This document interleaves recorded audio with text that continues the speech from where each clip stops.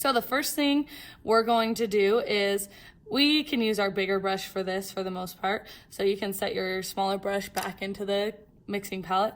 We're gonna get our bigger brush filled with water. So I'm just swirling it around the water in there. And then I'm just gonna touch the brush onto each of my colors. What this is gonna do is start activating them, and it's gonna give me a stronger color. The water's gonna start soaking in and bringing out that pigment so it gets your color stronger.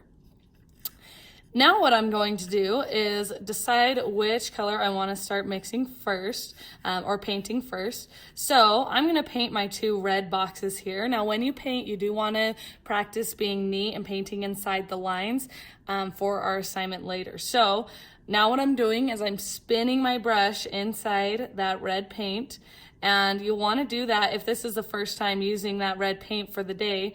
You want to do this for about 30 seconds, and that's going to really activate that color. If I do it less, I'm going to get a really light and bland color. So I really activated the color, and now I'm going to very carefully paint inside this box the best I can. Now if you're noticing your color is too light, you can just stop, spin your brush inside the red well again, and then come back and paint, and then you'll notice that it's stronger. Now, if you go outside the box just a little bit, that's okay, because this is mostly for practice, but I do want you to do your best to keep it neat. So there's one of our red boxes, and then I could come in and paint this one as well. Now, one thing we want to consider while we're painting with watercolors is not having to wash our brush too often. So since I already have red on my brush, I'm gonna go ahead and mix the purple. So even though I didn't paint the blue yet, I'm gonna go ahead and mix the purple. So I'm filling up more red into my brush, and now I'm gonna bring it over to the mixing well. And then I need to rinse my brush before I touch the blue, because I don't wanna mix red into my blue paint there. I can wipe it on my paper towel to see that it's clear. And then I'm going to spin the brush into blue just a little bit and get that activated.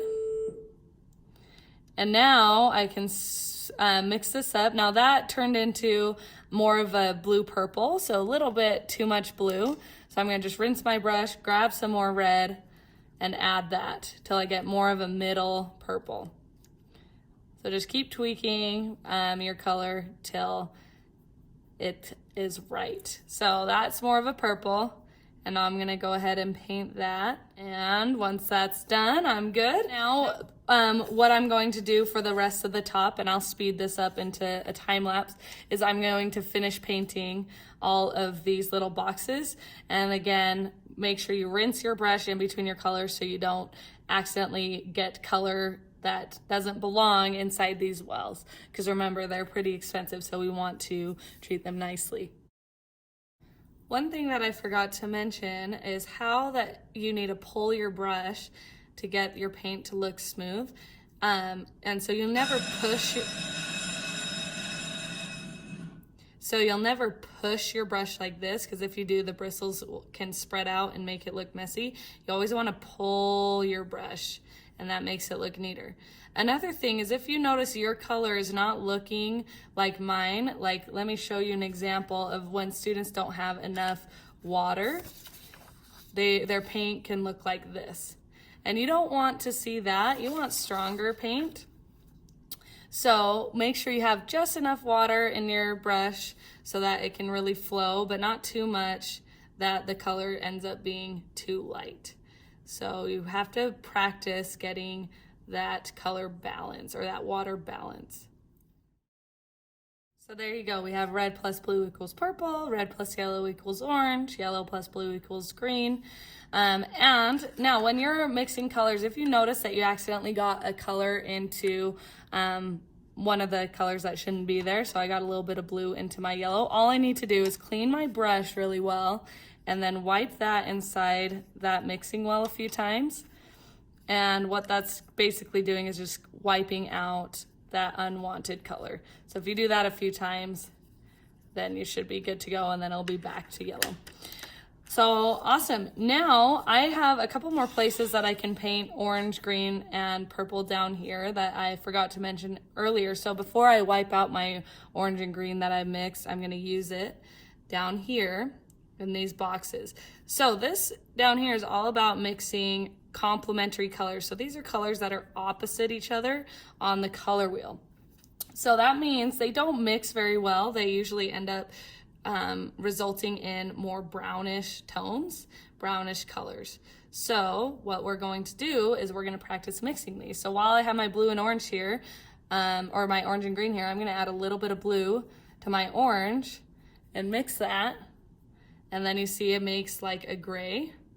So that's that result. And then I can wash my brush and add a tiny bit of red to this green I still have and see what results there. And this one is a little bit more of a brown, still kind of a grayish red. Okay, now I can keep painting these sections and then we'll talk about the black and white next. Before I move on to this last section, I want to point out some areas that you might lose points on this worksheet. And one is if your colors are too light or too dull. So my orange and green right here are a little bit too dull. So I need to mix those again and repaint them one more time to get a stronger color.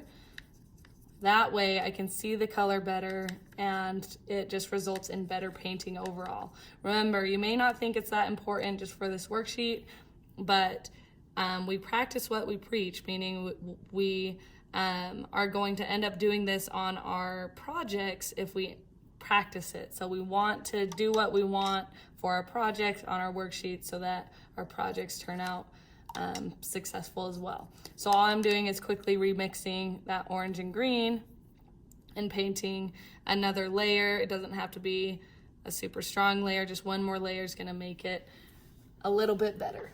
So now that that's done, you could see my mixing well is all filled. So I'm gonna just take my paper towel again and wipe out my mixing well.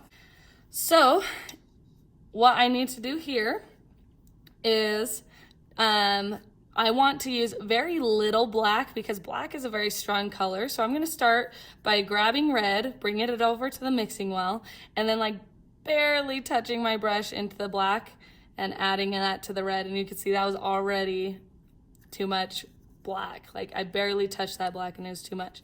So basically what I'm trying to get here is a maroon color just with red and black. So that looks pretty good. I can paint that there. So that was a shade, red plus black.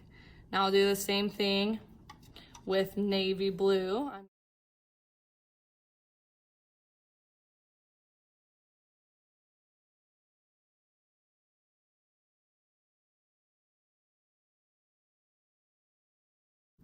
Okay, now we're gonna do the same thing with white. White is not in your mixing palette. Each table will have its own white set. So I don't have enough white for every person to have their own.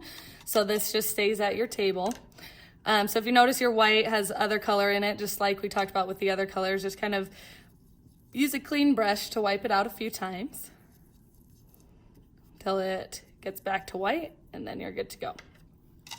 So now I'm gonna add white to red. So I'm gonna do the same thing, bring some red over to the mixing well and then grab some white.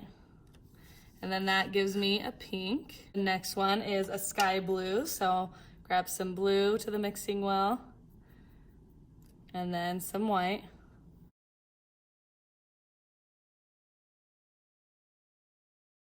And then the last is with yellow. It's gonna result in kind of a banana color, meaning really light yellow.